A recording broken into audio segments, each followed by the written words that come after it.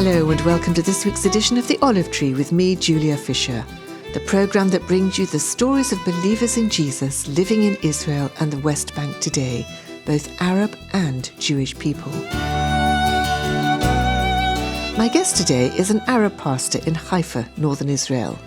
His name is Yousef Dakwar, and as well as being the pastor of an Arab church in the city, he is also involved in media and more recently has been following the plight of refugees fleeing from and through Syria to Europe. In this programme, we hear how Yousef's church began. It's an encouraging story which demonstrates what can happen from small beginnings. The New Covenant Church that I'm pastoring here in Haifa, God gave us the vision to start this ministry in 2003. We started the first meeting in our homes. And from that small meeting with just two couples, the Lord started to touch the hearts of many people surrounding us, and we start to grow. And since 2003 until today, we're still leading and pastoring the New Covenant Church. That church, the still small church, is about 100 people. God used us to reach out to many, many people in the whole world, actually, especially to the Arab world. And that small home meeting, we cried out to the Lord every day and crying to God, say, God, please do a revival in us and through us. We want to see your people, and we want to see our Middle East different than it was before. And we believe that that's what God did through the years. Praise to God. Yousef, for people who've never been to Israel and don't know about Haifa, it is a very interesting city in Israel in that it is half of the city is of Israeli Arabs and the rest are Jewish people, but you coexist. Just tell me a little bit about living in Haifa. I believe Haifa is the most beautiful city in Israel, no matter what others believe. It is beautiful, I agree with you. Yeah. But the unique thing in Haifa, Arabs and Jews are living together. And we don't feel any hostility between the two sides. Actually, they work together, they visit together, they share many things together. And I believe that Haifa can be a model for every town and city in Israel for coexist, because really, if you go deep to the hearts of people from both sides, people want to survive. People want to live. People want to just to finish the month and to feed their family and take care of them. And Haifa have been for many years as a good example for that. You see Jews going to Arab restaurants, eating there. You see doctors, Arab doctors in the hospitals taking care about Jews and Arabs and Jews working together. And the beauty of that also between the body of Christ also. Arabs and Jews cooperate and work together to bring the glory of God back to Israel. And this is something that you love to do. That's my call. That's my call. We should be a model. We should be an example for our people, that we should not just preach them, say, love your enemies, love your neighbor, love your wife. We need to be first pioneers and good examples and models for those people. And I believe we have a big influence on many people surrounding us because they see the love of Christ through us and to each other. And that's what I believe, what our people and nation needs these days. Absolutely. Now, Yousef, this past year has obviously been dominated by COVID. That must have had a huge impact on you, your family, and your church. How have you got through it? It's very, very crazy year, but I believe it was also very fruitful. There are many good things happen.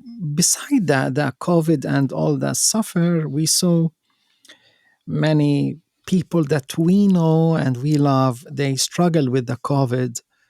And the COVID shut our churches. The last time we met at the church, it's almost 1 year ago, little bit less.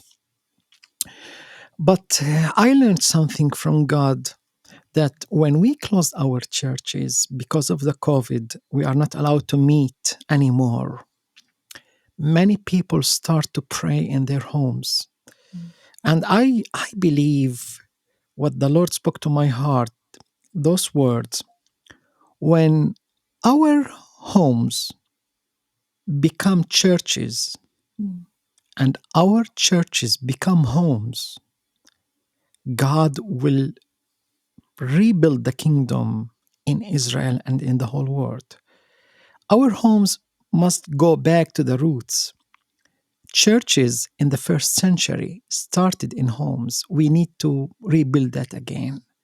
And the churches that we have today, the huge churches, they need to go and be home for people, not sanctuary that we gather for music and worship and preaching. This is great. I have nothing against that. But those buildings and those meetings, they need to give the feeling and the peace to people who comes in, that this is their home, not just a place for worship. It should be a home.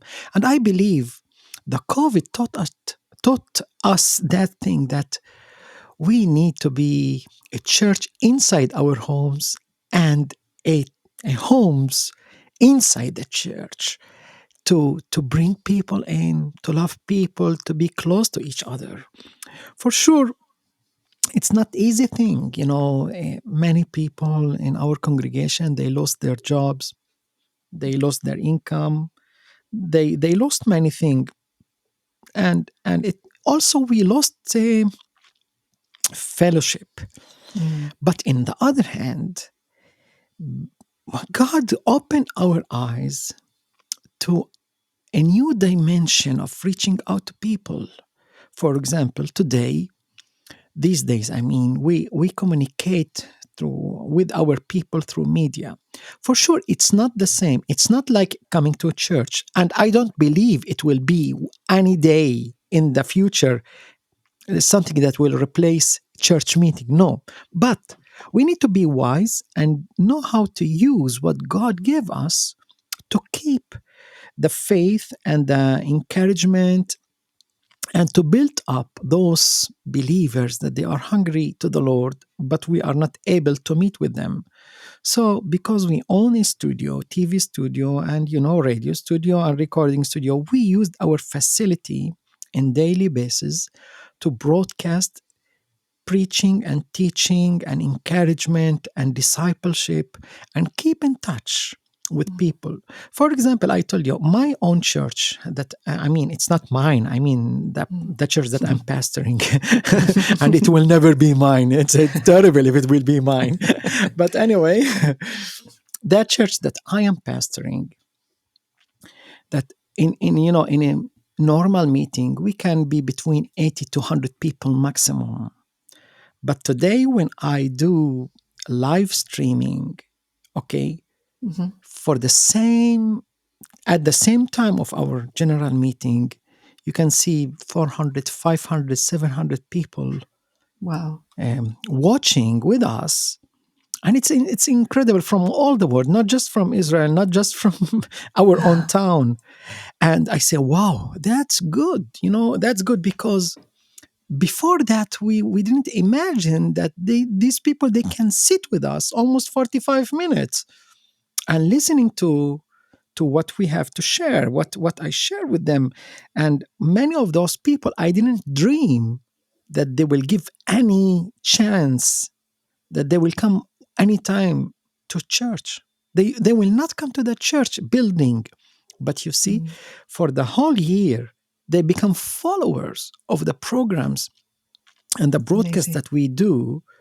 And I still remember one person, he told me, after I sent him, it wasn't live, I just sent him a 5 minutes video, and he sent me that message. He said, today I can say that I got saved because I understood salvation in different way. I can say today that I am saved. So COVID gave us that Opportunity. opportunity. Amazing. Yes, it's disaster, it's tears, it's pain, it's loss, it's poverty, a lot of bad things. But as the Bible say, when there is more sin, there is more grace. And I want just to see the grace side of the COVID, and because the bad side everyone knows, but still there are good news. How long do you think it will be before you can actually meet person to person again? I am not a doctor. I am a pastor. I can cast out demons. I can preach the gospel, but I cannot tell you how it be, how long it will be. But I can tell you what I am praying. I am praying that this will end soon, because we miss those meetings. We miss those people to stay together and worship together and hug each other and cry together. I don't know. Here in Israel, we are one of the leading country in the whole world with the vaccines and all of that. If what they are saying it's true, I believe something about April, May, maybe they will open the country again, because big number of people will be vaccinated, and they took the vaccine. So maybe this will help to improve the situation. But how long it will take, I don't know. I wish I can know that, but God knows. You've been listening to Yousef Dakwar, an Arab pastor in Haifa, northern Israel, sharing his story. And next week we'll hear more from Yousef and how he uses social media to great effect.